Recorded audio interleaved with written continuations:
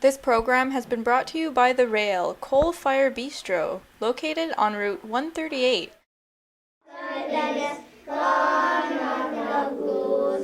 Over the years, insufficient funding for education in First Nations communities has been a major area of concern, especially here in Kahnawake.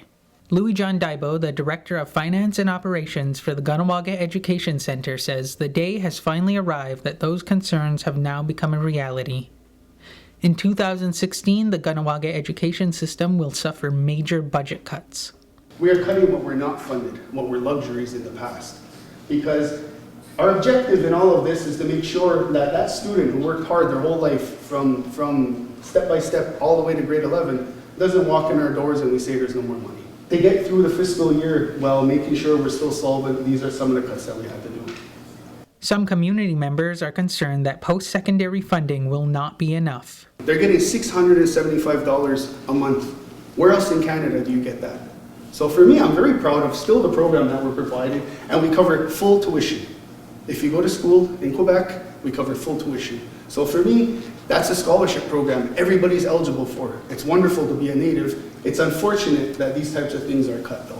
One of the reasons why many teachers are going on strike is because the Quebec government wants to change the student-to-teacher ratio. We are looking at the student-teacher ratio. Right now, the Constitution says 18-to-1 student-teacher ratio.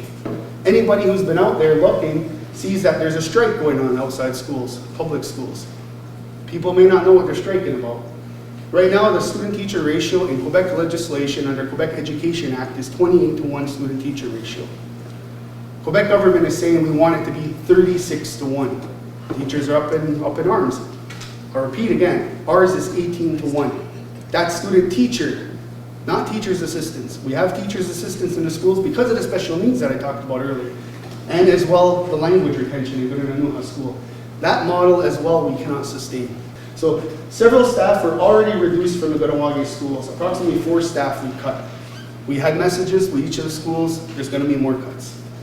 We don't know because we don't have our enrollment numbers yet. We're hoping that it's not going to be severe. If enrollment goes up, of course, more jobs. But if enrollment does not go up and people continue to choose the outside schools at the elementary, secondary level, we're going to have no choice. The numbers have to balance. Because again, there are no more surpluses in post-secondary. There are going to be no more reserves. And the MCK are not in the greatest financial situation to cover deficits as well. So again, discussions we've had with them, and we're hoping that things will turn out differently this fiscal year, but with finances, the projections have usually been pretty accurate. Daibo also says strict deadlines will be enforced for the upcoming school year. We're asking for everybody's buy-in to give the respect to Kahnawake education and Kahnawake institutions that they give to outside institutions. So that message goes out to post-secondary as well. If you don't come in by February 1st and register for the next semester, there won't be funding for you. Prime Minister Justin Trudeau promised that $2.6 billion would be invested in First Nations education. While many might believe this will solve the problem, Daibo isn't sold just yet. Is that going to save the day? The budget will only come out applicable April 1st. It's too late by then. I'm going to be so far into the fiscal year planning that it'll be too late. We cannot make any changes based upon those dollars. They're political promises. Those are not contracts between nation and nation, between Kahnawake and Canada. I cannot underwrite teachers' payrolls or your kids' tuition agreement for private school or public school, or even contracts with Hydro-Quebec based upon a political promise. So these are real cuts that had to be made now. Community members question what financial responsibility does the Mohawk Council of Kahnawake have to education.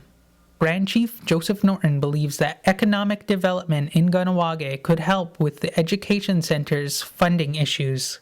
This is where we need community members to support projects that we bring forth, rather than look at it, and say, well, this is an MCK project, we don't want to support it,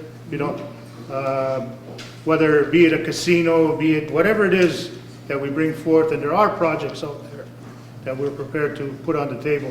But we're hoping people will support it with the idea that we can create an additional fund for education. The Kahnawake Education Center is currently working with other community organizations to solve the financial deficit in education. For FirstNationsTV.com, I'm Dohonyet Dalil.